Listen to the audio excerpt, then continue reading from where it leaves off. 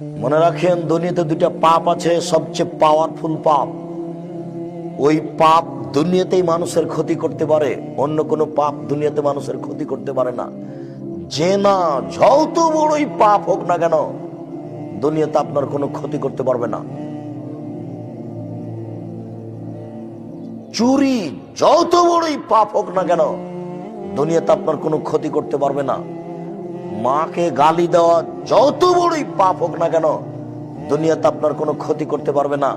কিন্তু দুনিয়াতে দুইটা পাপ আছে, যেই পাপ এত পাওয়ারফুল পাপ, সেই পাপ দুনিয়াতেই মানুষের ক্ষতি করতে পারে। তার একটা পাপের নাম শিরক। শিরক করলে অতীতের নেকি নষ্ট হয়ে যায়। আল্লাহ তাআলা বলছেন, ওয়ালাউ আশরাকু লা হাবিতা আনহুম মা কানু ইয়ামালুন।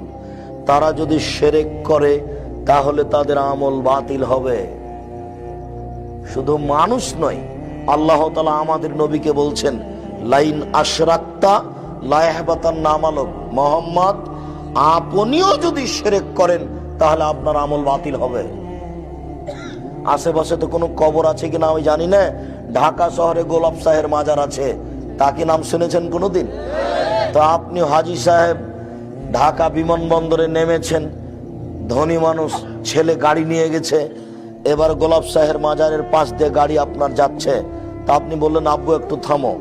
পকেট থেকে 2টা টাকা বের করে গোলাপ সাহের মাজারে দিয়ে দিলেন। আপনার যদি একটা নেকি থাকে তাহলে ইসলাম ধর্ম মিথ্যা।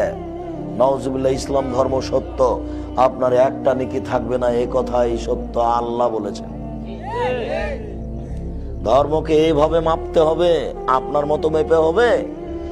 মুহাম্মদ সাল্লাল্লাহু আলাইহি সাল্লাম বলেছেন, মান আওয়া মুহদাসান, কেউ যদি বিদাতকে আশ্রয় দেয়, কেউ যদি বিদাত করে, লা ইকবালু আনহু আদলু সারফ, তার ফরজ ইবাদত কবুল হবে না, তার নফল ইবাদত কবুল হবে না।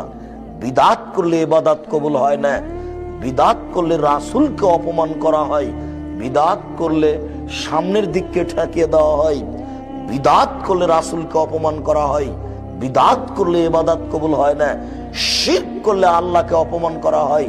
শিরক করলে অতীতের নেকি নষ্ট হয়ে যায়। শিরক করলে আল্লাহকে হেয় তুচ্ছ করা হয়। শিরক চলে পিছন দিকে, বিদাত চলে সামনের দিকে। শিরক চলে পিছন দিকে, বিদাত চলে সামনের দিকে। দুইটা দিয়ে দুইজন ব্যক্তির অপমান নিয়ে আসা হয়। শিরকে আল্লাহকে অপমান করা হয়, বিদাতে রাসূলকে অপমান করা হয়।